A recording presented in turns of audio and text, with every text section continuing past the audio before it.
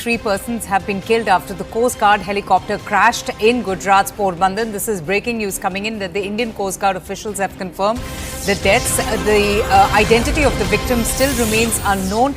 An investigation has already begun into the reason of this crash, but very upsetting news coming in about the advanced light helicopter of the Indian Coast Guard crashing in Gujarat's Porbandar, killing 3 people. That's the confirmation coming in from the Indian Coast Guard. Airport पे आज दोपहर 12:10 पे Indian coast guard का एक advance light helicopter जो landing कर रहा था, वो लैंडिंग के टाइम पे ये हेलीकॉप्टर क्रैश हुआ। उस टाइम पे चॉपर में 3 क्रू मेंबर्स मौजूद थे। तीनों को रेस्क्यू करके पोरबंदर की हॉस्पिटल में लाया गया, लेकिन अनफॉर्चुनेटली इस दुखद घटना में तीनों जवानों की डेथ हुई है और इसमें पुलिस और कोस्ट गार्ड इसकी संयुक्त जांच कर रही है।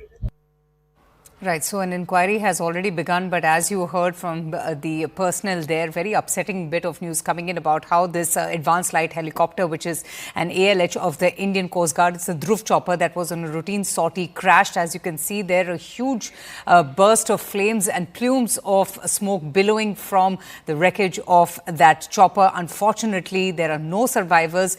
The 3 crew members on board the chopper died in the crash as it immediately crashed to the ground and was up in flames. Pratish joins us for the latest. Pratish, very sad news, बहुत ही upsetting news आ रही है and और tragedy है कि तीनों जो थे उस चॉपर पे उनकी मृत्यु हो गई है। क्या अपडेट है इंडियन कोस्ट गार्ड से? आपको क्या कोई स्टेटमेंट मिली है अभी? जी अवंतिका, जो ये पूरा हादसा जो पोरबंदर एयरपोर्ट पर हुआ है, जब ये इंडियन कोस्ट गार्ड का जो हेलीकॉप्टर है वो लैंड हो रहा था, उस टाइम लैंडिंग के टाइम पे कुछ टेक्निकली कोई भी कारणोंसर ये जो हेलीकॉप्टर है वो क्रैश हो जाने के वजह से जो पायलट को पायलट समेत जो 3 क्रू मेंबर थे उनकी जो आग में जल जाने के कारण मौत हो चुकी है।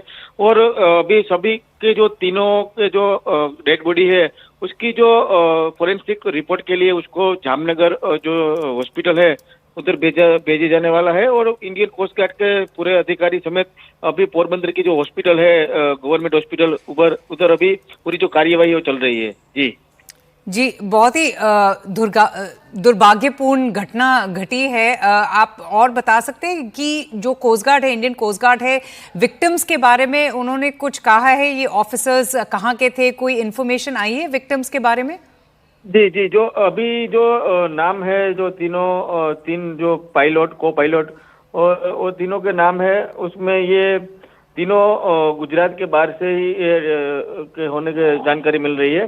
और जो पूरा ये इंसिडेंट हुआ है उसमें जो सुधीर कुमार यादव करके है, जो इसकी 33 साल की उम्र है, और एक मनोज कुमार करके है और एक सौरभ करके है। ये तीनों लोगों का नाम अभी सामने आ रहा है।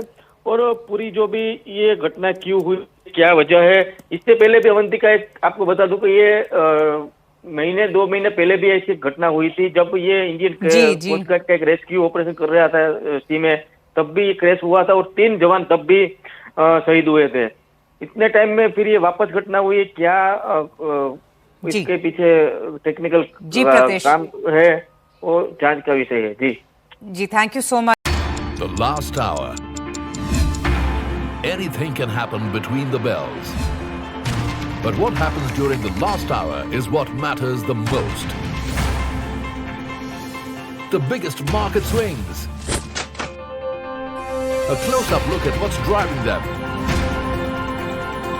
And how the investors are reacting. Watch the most seasoned market mavens guide you through the most important hour of the trading day.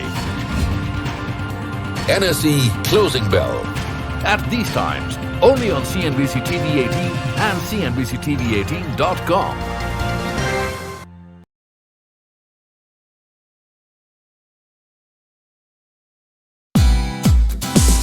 Hey, thank you for watching this on CNBC TV 18. Hope you liked it.